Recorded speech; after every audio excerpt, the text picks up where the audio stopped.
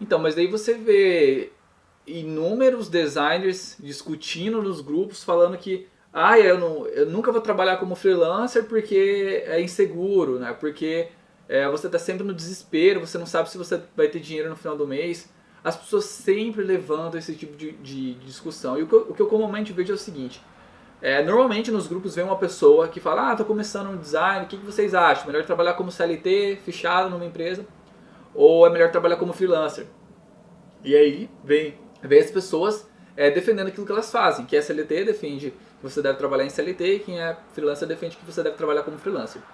Em poucos casos você vê gente falando que você deve conciliar os dois. E aí o que é mais interessante, você vê com muito mais frequência gente que trabalha na CLT cutucando freelancer do que o contrário.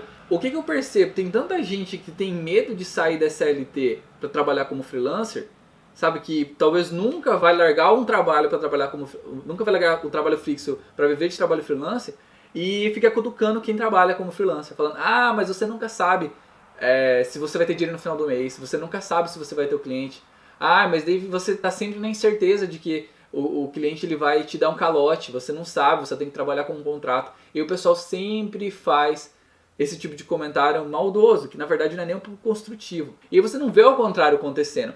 Mas o que eu normalmente eu faço as pessoas pensarem? Você só tem essa insegurança se você não tem educação financeira, se você não tem um planejamento. Eu vejo que a maioria das pessoas entram no design gráfico trabalhando como freelancer sem nenhum tipo de preparo. Essas pessoas no máximo sabem operar as ferramentas, sabem alguma noção de design, elas entram no mercado achando que vai ser fácil. Porém, essas pessoas não sabem como conquistar um cliente, elas nunca leram um livro de vendas, de marketing, o que é extremamente essencial. Elas nunca, sabe, elas não têm nenhuma noção sobre como administrar o negócio como um todo. Porque uma vez que você se torna freelancer, você precisa ser a pessoa que limpa o ambiente, você vai ser o seu social media, você vai ser seu designer, o seu marqueteiro, você vai ser a pessoa que atende, que responde e-mail, então você faz tudo. Só que qual que é o erro número 1 das pessoas? Elas entram no mercado apenas com as habilidades em design, esquecem todo o resto. E aí você vê um monte de gente que entra no mercado, consegue às vezes alguns clientes nos primeiros meses, acontece algo no país, por exemplo, vira o ano, cara, o Brasil para de funcionar, da 26 de dezembro, o Brasil só vai voltar a funcionar depois do carnaval. Então, tipo assim, exemplo, nos primeiros 2 meses do ano é ruim pra gente. Não tem tantos serviços como é, por exemplo, em dezembro e novembro. E aí o exemplo, se você não tem uma gestão de caixa, de você, ao longo dos outros 10 meses, sempre reservar uma grana para que você não passe apuro em janeiro e fevereiro, você quebra.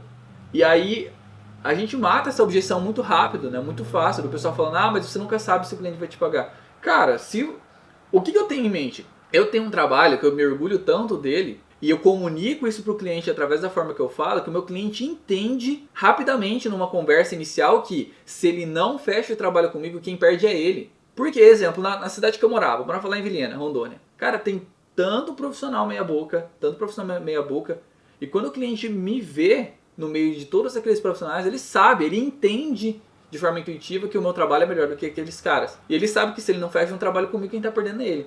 Então, assim, dificilmente o cliente vai entrar para fazer um trabalho contigo pensando no calote. E isso se você conseguiu comunicar, se vender bem. Essa é a palavra, se vender bem. E aí qual que é o problema, né? O pessoal entra no mercado como freelancer sem saber se vender, sem saber como conquistar o cliente, como valorizar o seu trabalho.